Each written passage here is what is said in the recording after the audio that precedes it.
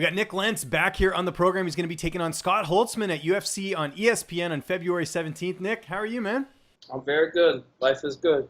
I bet, man. I was at your last fight. That was a great performance there, getting that victory. And, of course, you get the finish over Gray Maynard in that one.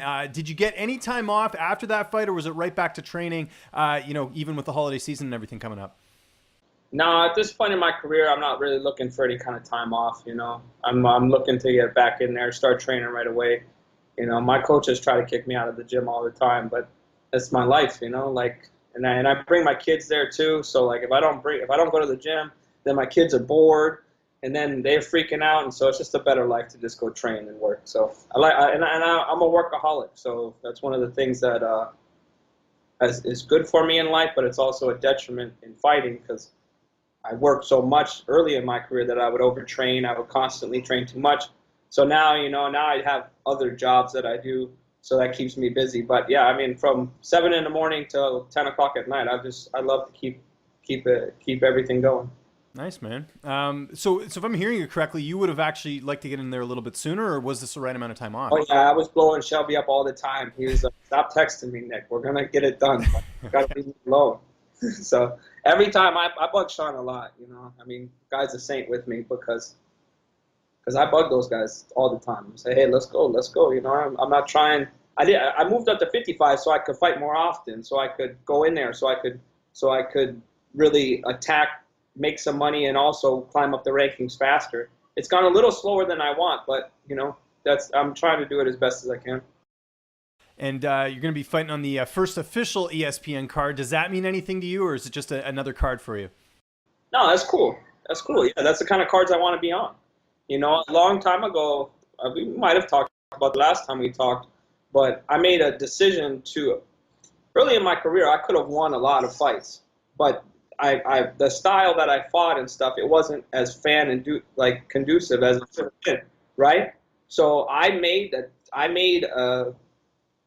an effort to completely change that around and become a more exciting fighter.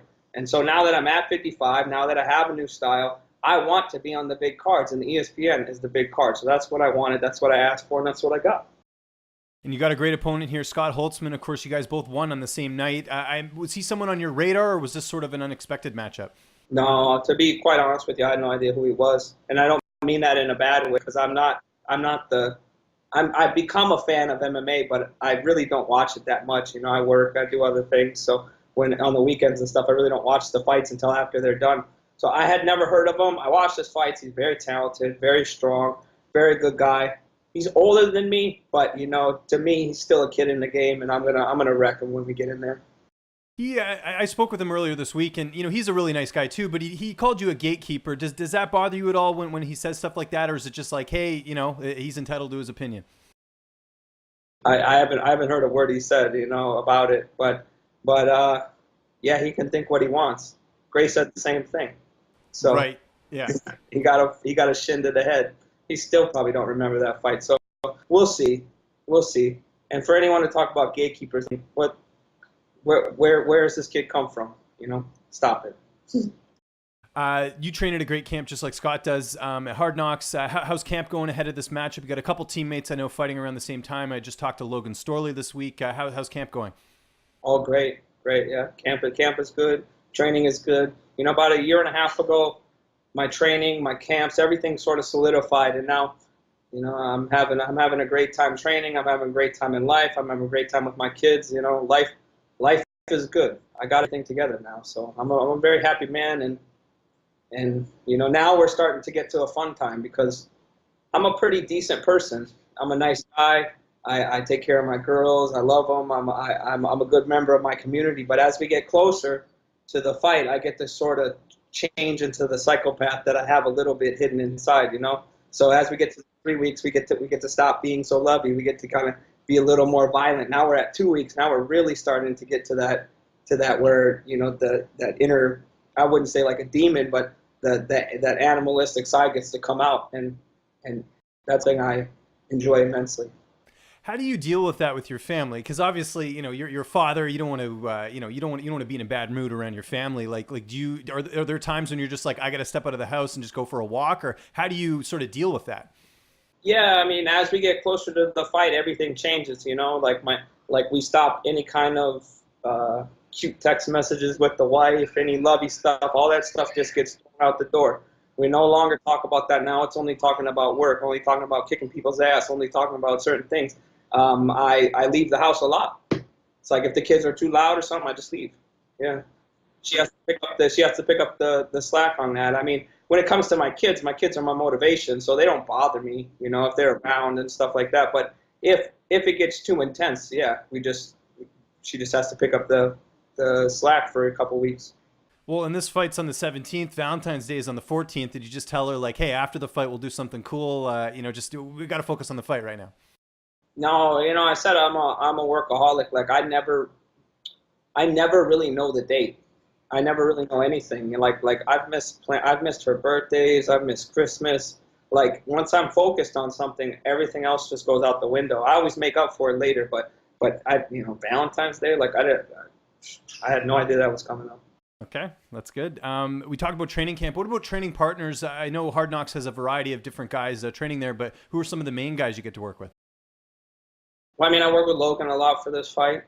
I work with Usman. I work with there's a lot of guys, Adam I work with. I work with Shamil's a Russian guy that comes out to our gym. We work with kickboxers. I have all kinds of guys. I mean, I got the best of the best in every field. I went over to Vegna Rochas for grappling. So my grappling is very on point. I train with the best, and I'm not stupid enough and conceited enough to think that I'm the best in every area. So if I can find somebody that can give me hard work, that can push me, like I go to Wagner's or whatever, those guys just do grappling. I have world champion kickboxers come in all the time. So when it comes to who you train with, how you train, this guy has nothing on me, absolutely nothing. Who's going to be in the cage with you that night as far as your cornerman? My typical family members. I got my Kami, I got Henry, and then I'll have Marquez. Okay, nice. Who comes with me to host the fights. Just me and Marquez went to Australia, and we took care of it there. So now I'll have all three of them. How do you see this fight playing out on the 17th? Are we going to see another finish? Yeah, I'm gonna finish him. He's gonna come out. He's gonna be aggressive. There's no doubt he's strong. There's no doubt that he's a good fighter. But he's never dealt with anyone as talented or as I don't know. He's just not ready. He's just not ready. I don't know how to put it in exact words, but he's just not ready for what he signed up for. Where do you feel like a win over Scott puts you in the division? I know he's not a household name, but he does have a pretty good record at 12-2. Have you sort of, figured out kind of where you feel like you'd be placed in the division if you get the win here? It doesn't really matter to me. All I'm trying to do is make some money and stack the wins up. Like I've played the rankings game. I've played all that stuff, and it's a hollow way, and it doesn't work. The way you do it is to stack up wins that are impressive, that entertain the fans, and then you get what you want. And as you can see from when I've switched to 45, the way that I've climbed the ladder has been 10 times more successful than I did it before, and I've won half as many fights. So it's a different thing. And once you understand the business side of it, and once you understand just how fighting works, you get easier fights, and you get a lot more form.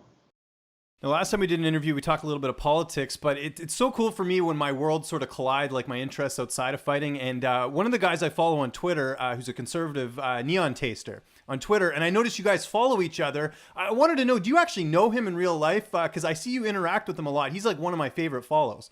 Oh no, I don't know him in real life. Like I know all kinds of guys online because I'm so busy and I have my kids and stuff. Like I have no social interactions with adults anymore. So only on Twitter and stuff. So I've followed these guys for years. I talk to them all the time, and it's just it's an interesting mix. I like politics. I like economics. I like all this stuff. So I follow a lot of people like that. Yeah, and I'm a Canadian, but I do follow a lot of the American politics just because, to be completely honest, it's a lot more interesting. Did you get any flack at all, for being conservative? Because it seems like anyone who's even slightly to the right these days, especially, it seems like there's such an outrage about it.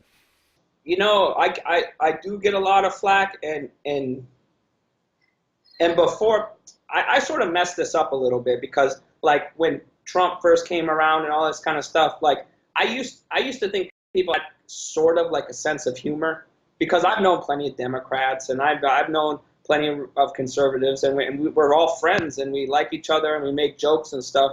But there's on Twitter and stuff that it's become such a echo chamber that anything you say is taken as like the worst possible way. Like the way people read it is just wrong. Like you make a joke or you put a GIF or something and all of a sudden you're racist and stuff. So I've stepped back a little from that.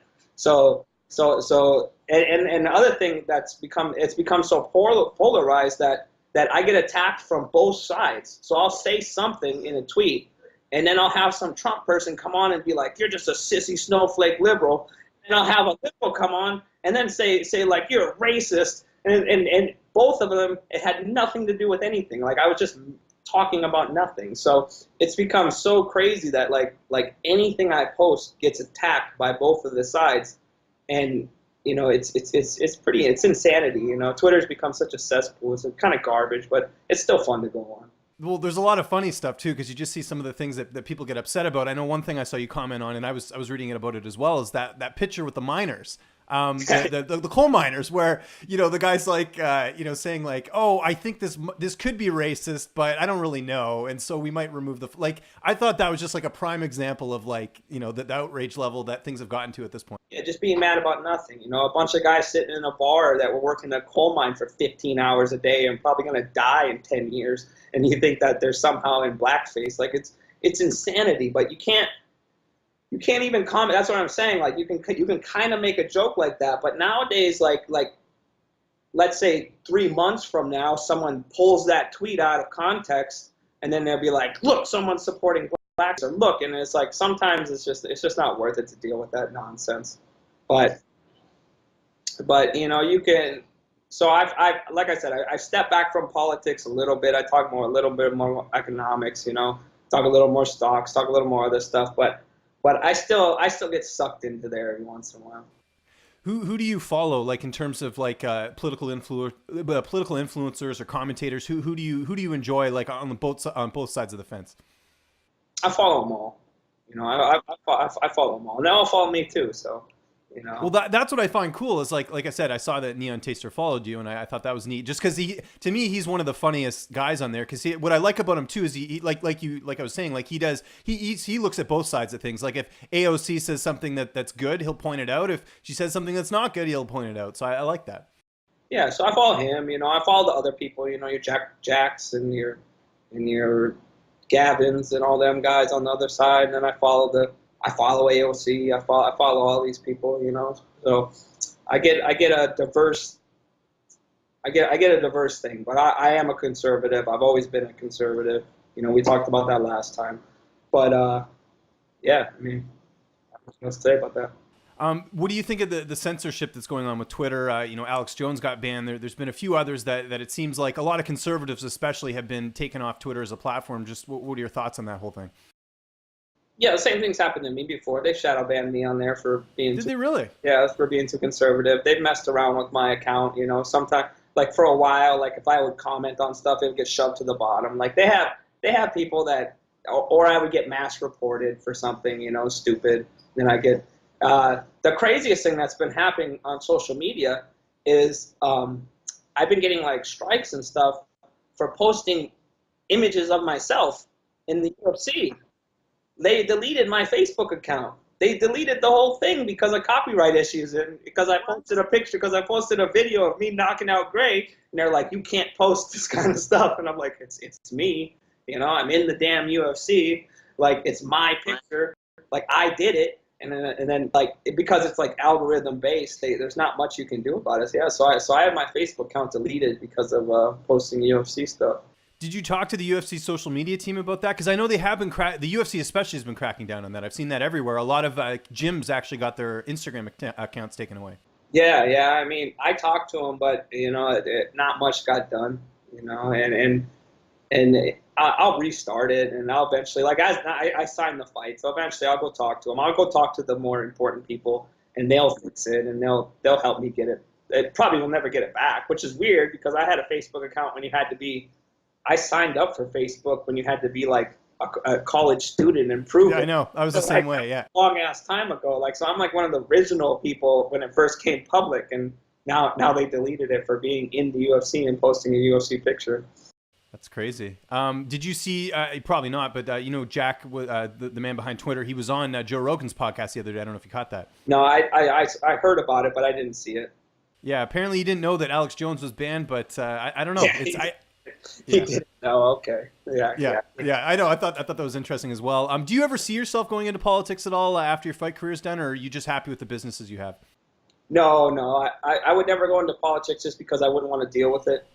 You know, like just the I'm not going to pretend that I'm like some overly virtuous person, but I am a Christian, and I don't believe in mass lying. And to be a politician, you have to be a liar, you know, and you have to lie on a pretty regular basis, and you have to play the game. And it's not a skill that I have, you know, like being a politician is very different than being successful anywhere else. A lot of people think you can be a businessman, and then that instantly translates into politics. But if that were true, so many billionaires wouldn't spend hundreds of millions of dollars on politicians. You know, it's a different game. And so no, my plan is to, you know, eventually start like probably my own online training academy, and then in 10 years, you know, I plan on starting my own hedge fund. Well, that's great. And in the meantime, we're going to watch you go to work here on February 17th. It is UFC on ESPN.